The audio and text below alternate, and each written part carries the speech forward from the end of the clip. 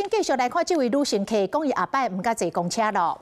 台北车头忠孝西路的停靠站，有一个女乘客落车的时阵，互公车后门压掉咧，佮拖行20米远，但是司机拢无知觉。是边仔滚来的民众看到，有诶冲去甲拍车身，有诶冲到正头前甲砸车，这个司机才紧急来停车。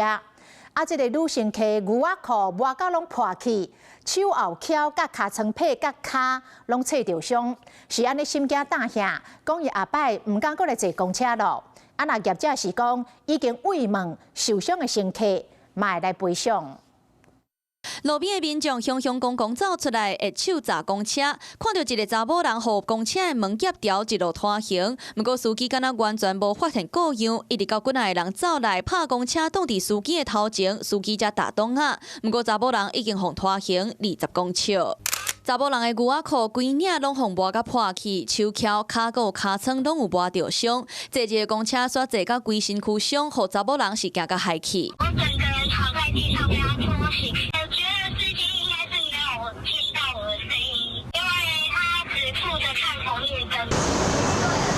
台北车头忠孝西路公车站车流真济，昨日暗时8点外，当时周小姐一脚踏起公车，想袂到司机无注意到乘客也未上车就开车，致使周小姐的倒脚互车门夹掉，人互拖行20公尺，规身躯拢有伤。虽然司机当下有停落来看，不过事后就离开现场，涉嫌无照规定处理，上悬会互开罚3000块。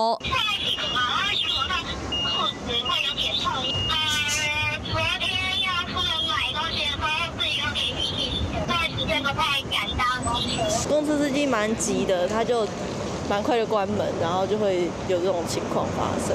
加在忠孝西路公车站是单行道，周小姐无互其他的车辆弄到，若无效果不堪设想。处以召回、辅导告诫坏，另也会依规行政惩处。后续当事的业者会联络伤者来关心。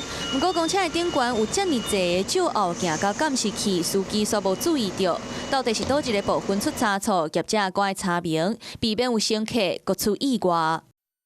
你好，我是宋彦明。想掌握最及时的新闻资讯吗？赶紧订阅、按赞、开启小铃铛，锁定华视新闻 YouTube 频道。